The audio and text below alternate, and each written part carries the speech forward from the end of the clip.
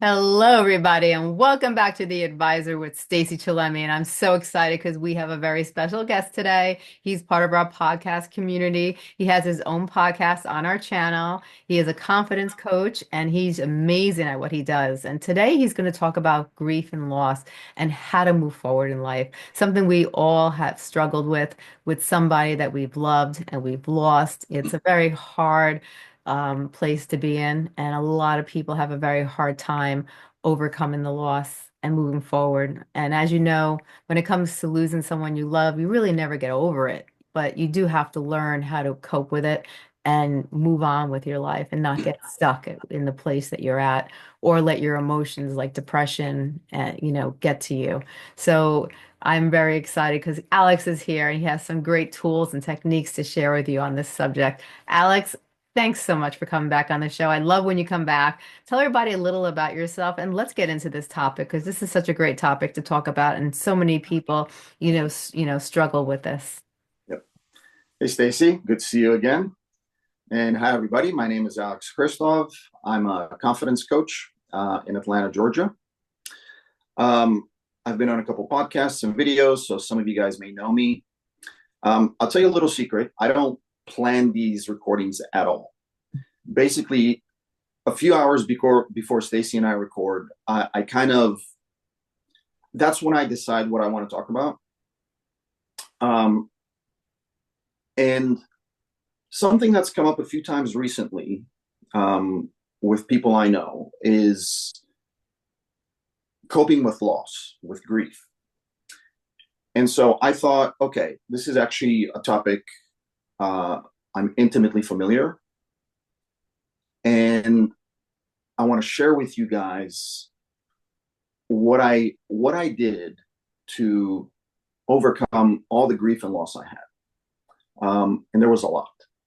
So I'm just going to jump right into it unless, Stacey, you have any questions ahead of time. No. Mm-mm. Go ahead. Okay. So 2022, I started rejoining society, and I thought it was going to be the most amazing thing ever. But it wasn't. So by 2022, I had basically spent 5 years in bed. I had a medical issue, which for a decade prior, I couldn't get a diagnosis on. I ended up not being able to work. I did work during those years. It was part-time work, and it was something that I could do on my iPad from bed, basically. Yeah. Um, because I did have to have an income, and it was all I could do at the time. But for all intents and purposes, my profession was out the window. I was a software engineer up until then. At the point where I lost the ability to do my normal job, these things had been going on for a while, and my wife decided that living with a person like me was not her version of her best life, so she split. Bye bye. Also, again, I ended up spending the vast majority of those 5 years in bed. Um, I lived in my parents' house in a room. I left the house maybe just a handful of times. I had a lot of difficulties being in a car. Mm-hmm. The issues were specifically with my neck. And so, anytime a car stops, speeds up, turns, Yep. huge, huge difficulties. So, complete isolation. In the middle of all this in 2019, we lost my sister to cancer. Mm. So, the first year after we lost her, uh, I cried every day.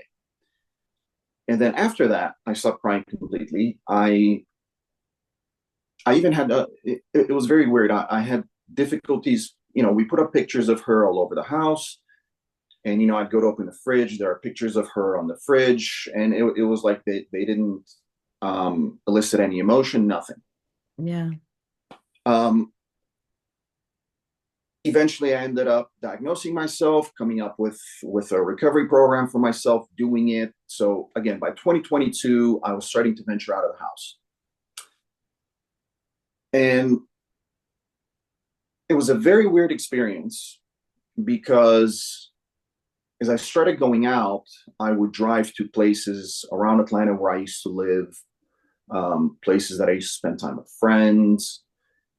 And, in 5 years, the world moves so fast. Oh my God. Yeah. Right. So for me, it was a completely new city. Um, and all these places I went to, all these things I saw were all reminders of loss.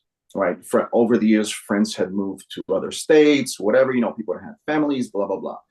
So I had lost this entire life I had, completely and total, and everything involved with it. And on top of that, I'm starting this new life, but in this new life, I don't have a sister. And it literally became a matter of everything I laid my eyes on, everything I thought about, Mm-hmm. um, what was had something to do with loss. And when I got to that point, um, literally everything became a trigger. I cried many times a day, every day. This is heavy crying. Yeah. This is sobbing into my hands. Yeah. And the first thing that I wondered was, why is it all happening now? And it dawned on me that during what I call the dark years that I spent in bed, I was actually fully in survival mode. Mhm. So I wasn't really processing any of these things, right? Yeah. They weren't a part of my reality. I had bigger fish to fry. Yeah. And now that I've gotten over this huge difficulty, now all of a sudden these emotions started coming to me. And as I say, literally everything was a trigger. I would, sit on the couch and I would watch some sports game. And just the randomest things, the camera would pan across the crowd and I'm looking at these people and I would start crying again, uncontrollably. Um, so the grief was just immense, immense. I had no idea how to deal with it. It was overwhelming and it just would not stop. And then something interesting happened, which is I stopped crying. The grief didn't go away, but I stopped crying, which was very interesting because I wanted to cry, right? I wanted to right? We all need some kind of catharsis, right? We want to Yeah. let these things out. We need a vent. Mm-hmm. I assume I just went into some sort of self-preservation mode Yeah. where I stopped crying. But again, the grief just didn't leave, and it was heavy, heavy grief. Right. And something interesting happened when I went to yoga. I'm going to give you a spoiler. This is not about yoga. Mm-hmm. Um, but I started going to yoga specifically because I'd spent so much time not using my body. I had to kind of rebuild everything, right? I did light exercise at home. I started walking a lot, and I thought, okay, yoga is a good thing. Start getting the body stretched, so on and so forth. It's healthy physical stuff. And to begin with, all the yoga I did was the very gentle versions, right? Yeah. You're basically laying on a mat, you're holding stretches for a long time. I physically wasn't able to do any of the crazy stuff. Like I wasn't doing 100 chaturangas in a row. I wasn't doing what is it, upwards dog, downwards Yeah. this Yeah. and that, Uh-huh. whatever. None of that stuff, right? Very gentle yoga. And something very weird happened. Pretty much from the very first class, I found myself when I would lay down in a pose like that, I would start crying. Now, obviously, I wasn't sobbing, right? I kept it in control. I don't want to bother anyone else in class. But as soon as the class started, as soon as I got in the very first pose, whatever it was, the tears would just, that they would start coming. And my first thought was, okay, well, I don't understand exactly what's going on, but at the very least, I'm experiencing some release. And, after class, I would leave and I would feel better. Mm-hmm. So my initial thinking was, well, it's the release that makes me feel better. But then I thought about it a little more, and it was like, well, before I started coming to yoga, during those days when I was constantly crying and crying and crying, I didn't feel better afterwards. Right. Right. I just ran out of tears for the moment, and in a couple hours or tomorrow or whatever, I'm going to cry again. But I still feel like crap. I'm grieving big time. There's no way out of this. So why is it that going to yoga and doing this is different? Right. That was very interesting to me. So what I started doing is whenever I'd go to yoga and whenever I would go through this experience of crying there and then feeling afterwards, I started really paying attention to what am I really doing here? Mm-hmm. What am I thinking about? What am I feeling, experiencing? And finally, one day it dawned on me. For whatever reason, that environment, the yoga studio, allowed me to cry. It allowed me to express grief. But and this is one reason I like going to yoga versus doing yoga at home. Mm-hmm. It's a controlled environment, right? You don't have the distractions of home. Mm-hmm. You don't have the pets running around. You don't have random noises. You don't have your phone. You don't have to keep track of what time it is, blah, blah, blah, any of that stuff, right? You go Right. there. It's, unless you're doing very active yoga, Mm-hmm. if you're doing meditative type yoga, they'll dim the lights down. There's probably a few candles. There's calm music playing. And so the environment itself allows you to kind of shut the brain off from the world, Mm-hmm. right? And you really are just left with yourself. And you're not worrying about time because you have an instructor, Yeah. right? They're worried about all that. They may, if you're doing a yoga that comes with any kind of, what do you call it? Um, I forget what it's called now, but like meditative instructions, right? The yoga instructor will tell you, More like a Zen yoga. exactly, like focus on what this feels like. Think about blah blah whatever, right? It's very instructional. It carries you along, so you don't have to think about anything. Mm-hmm. And what I found is that because of that,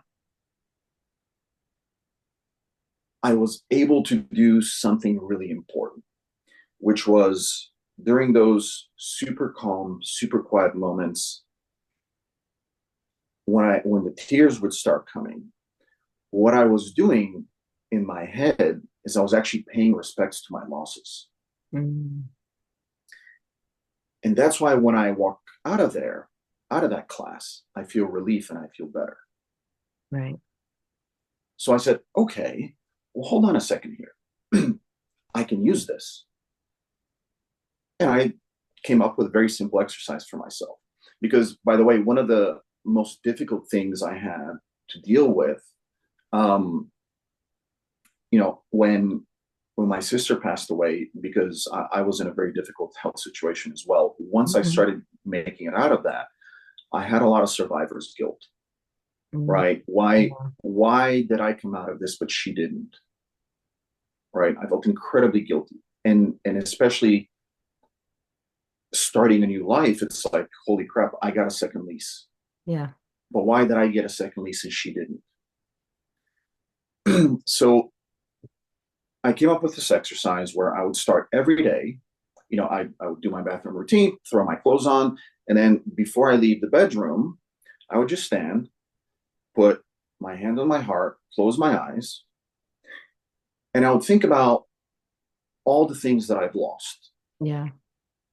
And I don't know that it's necessary to do the following, but I did it. I think it helped. I Mm-hmm. would physically turn in the direction of where that loss happened. So, for example, my sister passed away in Galveston, Texas.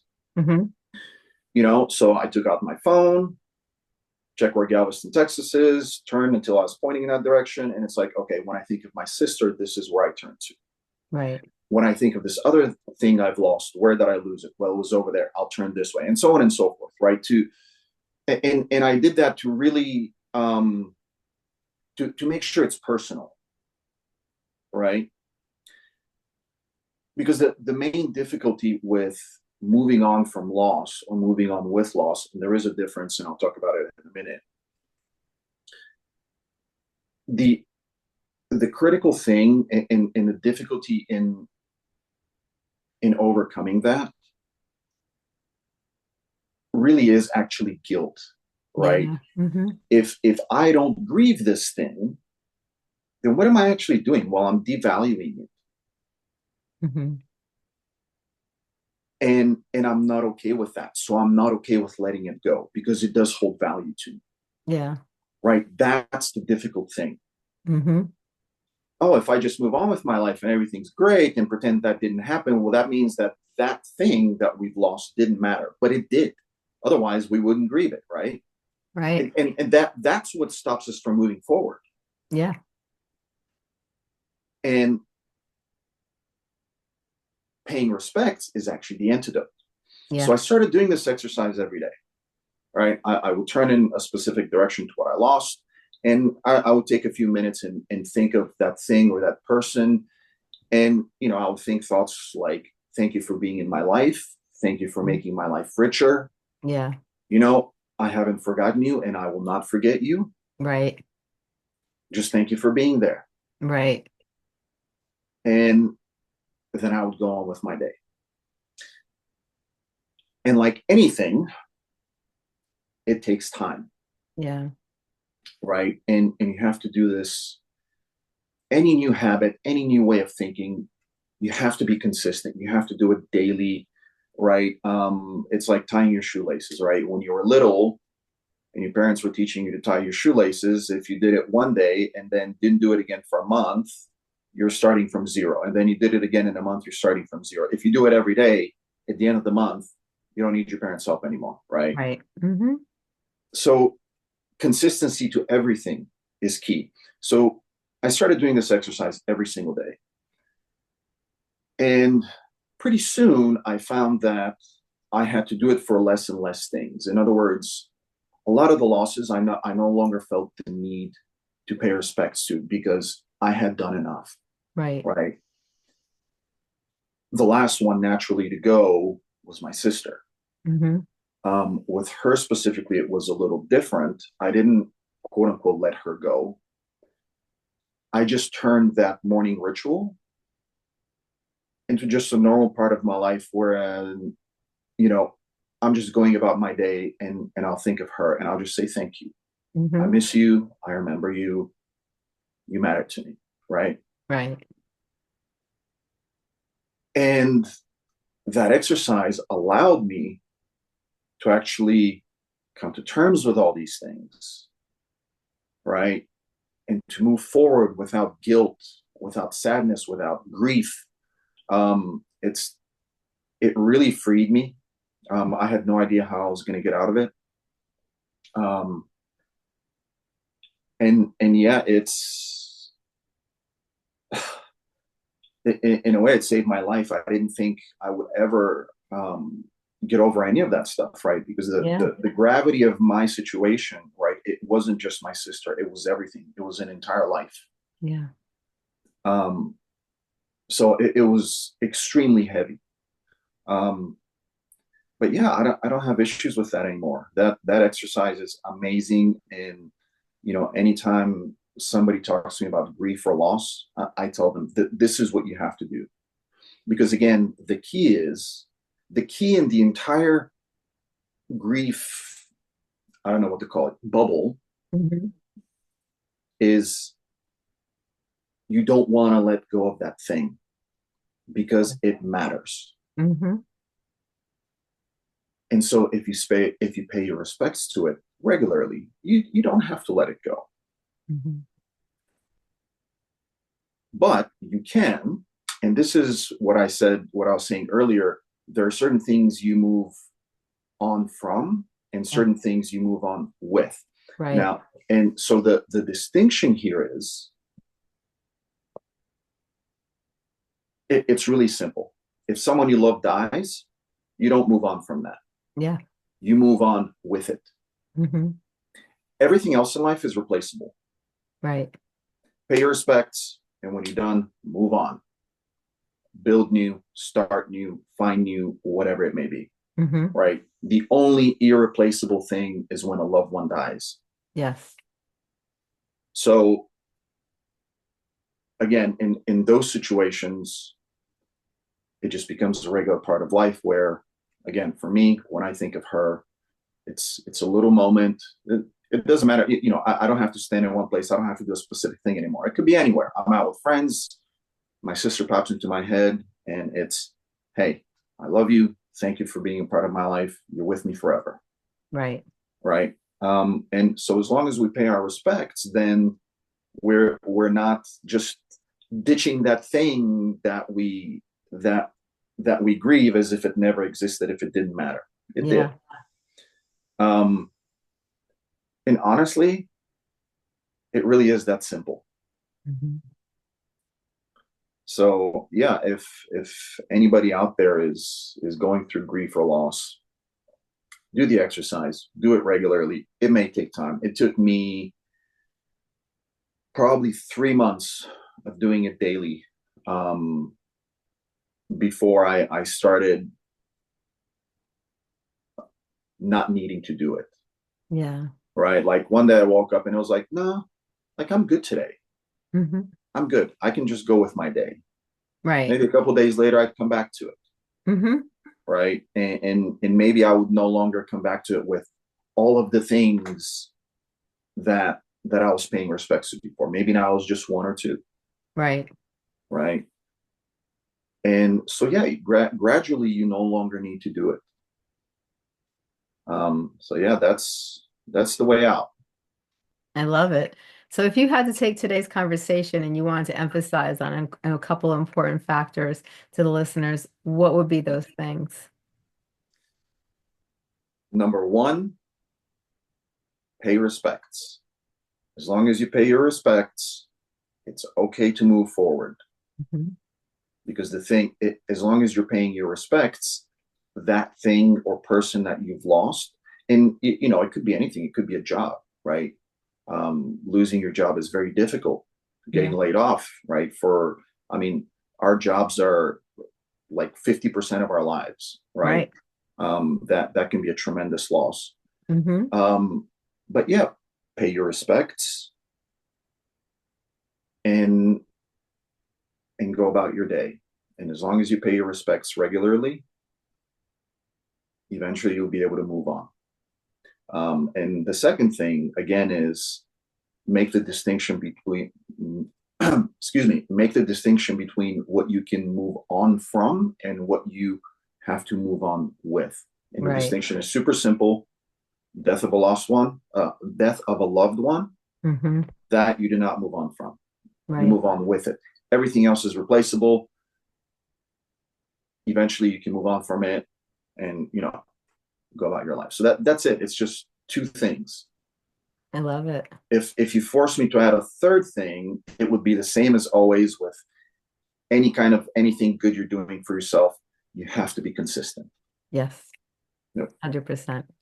Now, Yep. can you tell everybody about your services that you provide? Sure. I focus on, I mean, in essence, I'm a life coach, but I've focused specifically on confidence. Hmm. It's a 10-week program. It is a holistic program.